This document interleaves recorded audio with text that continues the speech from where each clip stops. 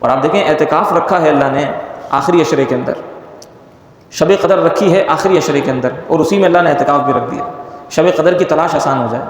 اللہ کے رسول نے پہلے بھی اعتکاف فرمایا، اعلان نبوت سے پہلے بھی اللہ کے رسول جو غار حرا تشریف لے جایا کرتے تھے، اللہ کی بارگاہ میں حاضری دیا کرتے تھے، تو وہ بھی اعتکاف ہی کی ایک صورت تھی۔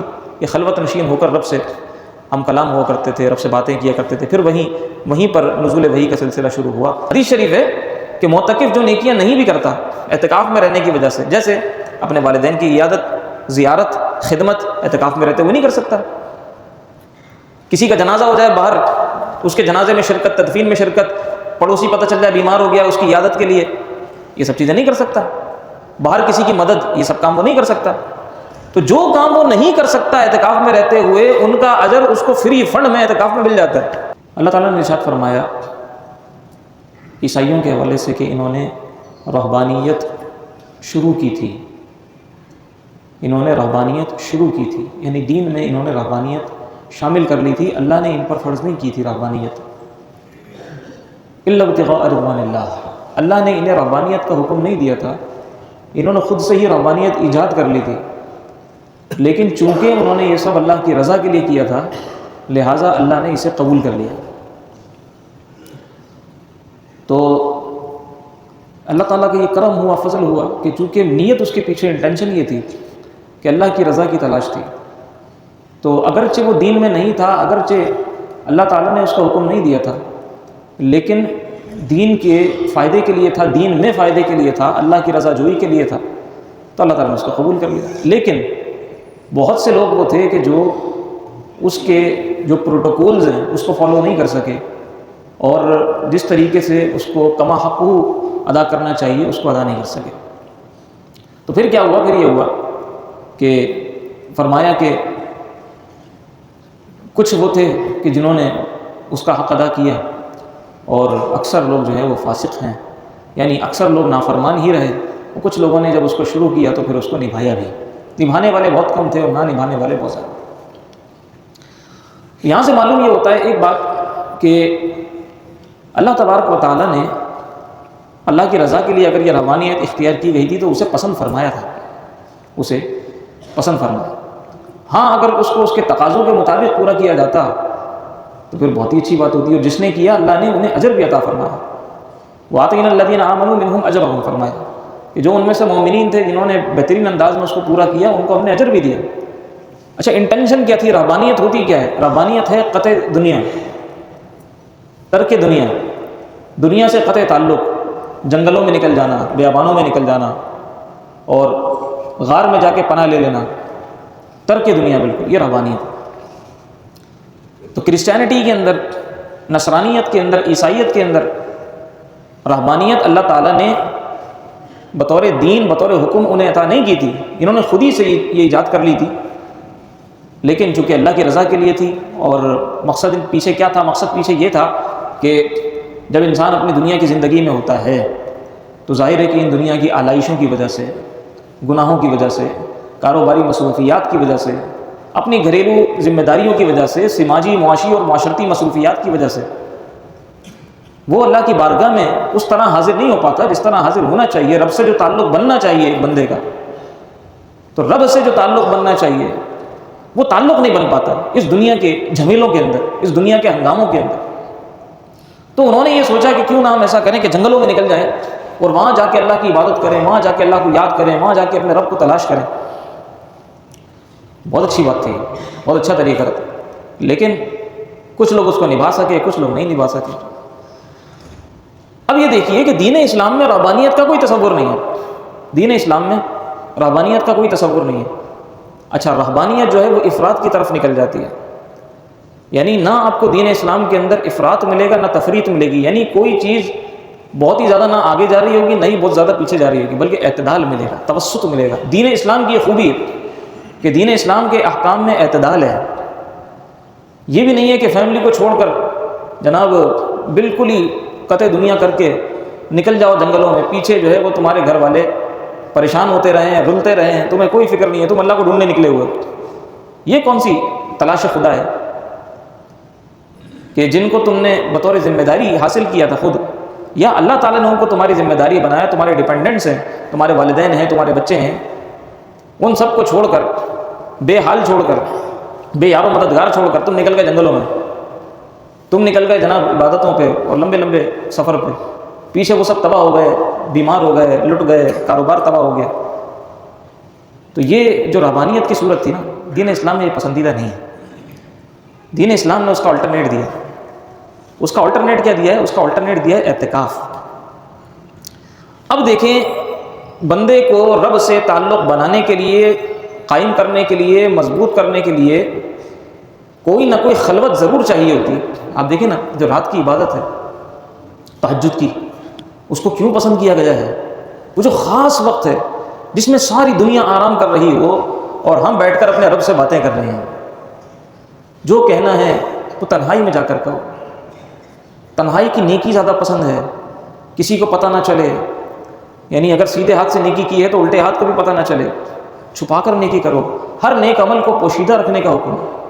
اسی طریقے سے اللہ کے ساتھ جو ہمارے راز و نیاز کے تعلقات ہیں، وہ بھی جتنے زیادہ پوشیدہ ہوتے ہیں اتنے ہی زیادہ اس کے اثرات ہماری روح کے اوپر مرتب ہوتے ہیں اور ہماری زندگیوں کے اندر تبدیلی پیدا کرتے ہیں۔ جتنا زیادہ اس میں دکھاوا شامل ہوتا ہے، جتنی زیادہ ریاکاری شامل ہوتا ہے، وہ رسم دنیا بن جاتے ہیں۔ رسم دنیا بن کے دنیاوی عمل بن جاتے ہیں اور اس کا نہ کوئی فائدہ ہماری روح پر مرتب ہوتا ہے اور نہ ہی اجر آخرت میں کوئی بہت زیادہ وزنی عمل ہوں گے۔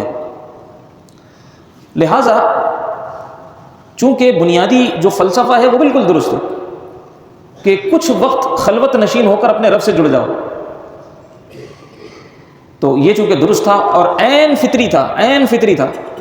لیکن پہلے جو رہبانیت ہوتی تھی، لوگ جنگلوں میں نکل جاتے تھے، بیابانوں میں نکل جاتے تھے، اس میں چونکہ پیچھے سب کی حق تلفی ہوتی تھی اور خود بعض اوقات اپنی بھی حق تلفی ہوتی تھی، اپنے بھی جسم کے انسان کے تقاضے ہوتے ہیں، ٹھیک ہے نا، اپنی ذات کے بھی انسان کے کچھ تقاضے ہوتے ہیں، ان کی بھی حق تلفی ہوتی تھی۔ لہٰذا اس سے روکا گیا، اور چونکہ یہ کام اچھا تھا، اس کا آلٹرنیٹ بہترین 10 دن کے اعتکاف کی صورت میں ہمیں دے دیا۔ اچھا، اعتکاف بھی 3 قسم کا ہے۔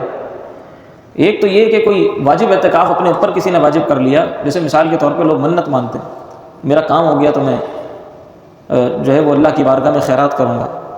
اسی طریقے سے کسی نے منت مانی، میرا کام ہو گیا تو میں روزہ رکھوں گا، میرا کام ہو گیا تو میں نفل ادا کروں گا، میرا کام ہو گیا تو میں اعتکاف کروں گا۔ یہ اعتکاف منت کا بھی ہوتا ہے، اور جب منت مان لی جائے اور کام ہو جائے تو اب اعتکاف واجب ہو جاتا ہے، یہ اعتکاف واجب۔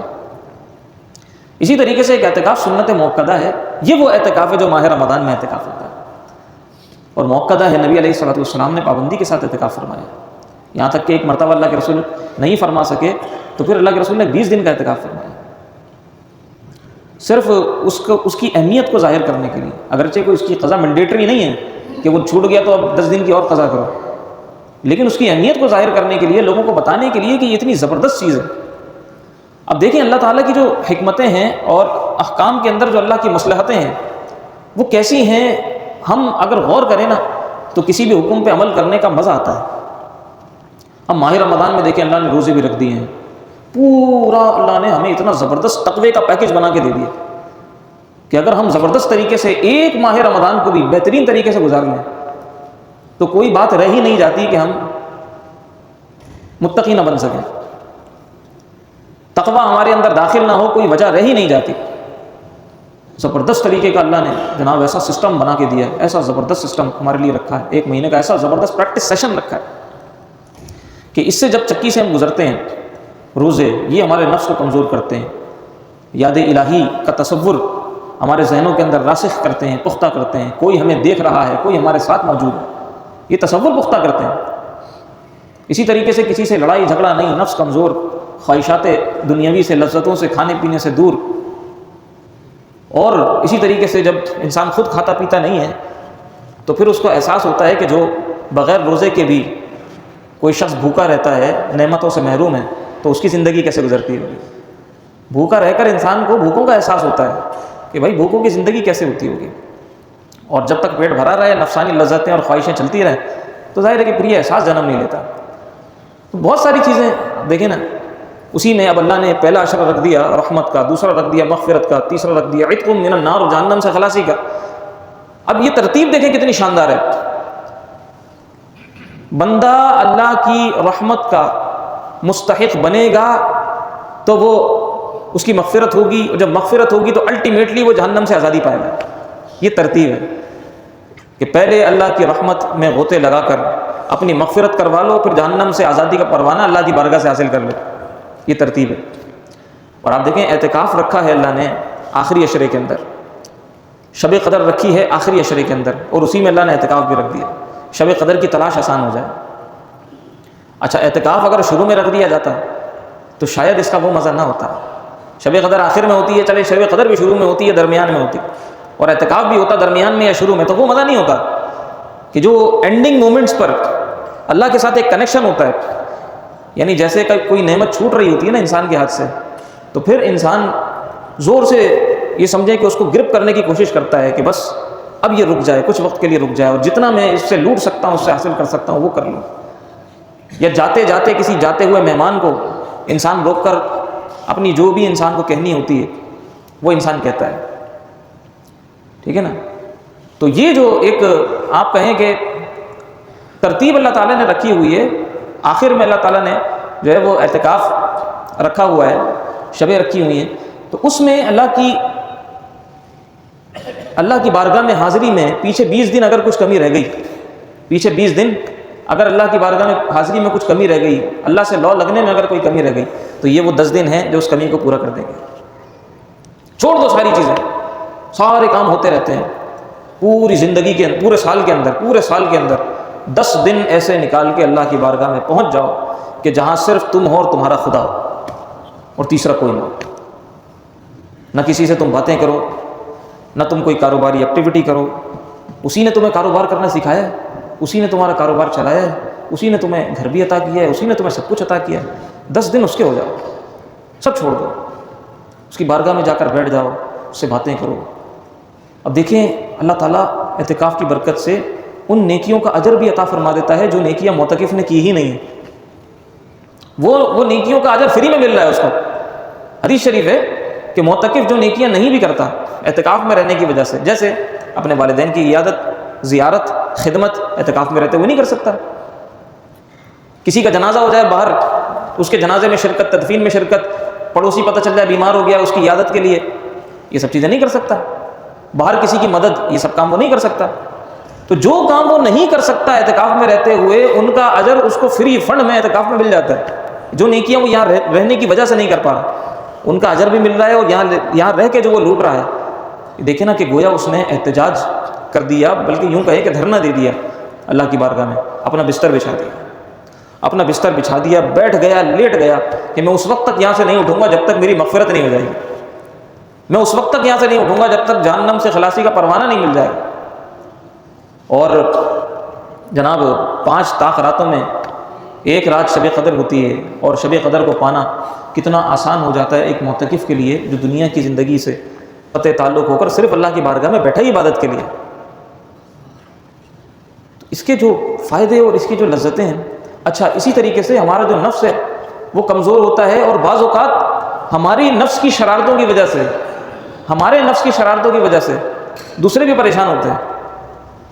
تو کچھ لوگ یہ نیت کر کے بھی اعتکاف میں بیٹھتے ہیں کہ میں اعتکاف میں اس لیے بیٹھ رہا ہوں تاکہ میرے جو نفس کا شر ہے نا یہ کم ہو جائے، اللہ کرے کہ ختم ہو جائے، تو اس سے ایک تو میں خود گمراہ ہونے سے بچ جاؤں، اور دوسرا جو دوسرے لوگوں کے اوپر میرا نفس اور میرے نفس کا شر اثر انداز ہوتا ہے اس سے بھی حفاظت ہو جائے۔ ایک بزرگ سے کسی نے پوچھا کہ آپ یہ خلوت نشین ہو کر کیوں بیٹھتے ہیں اعتکاف میں؟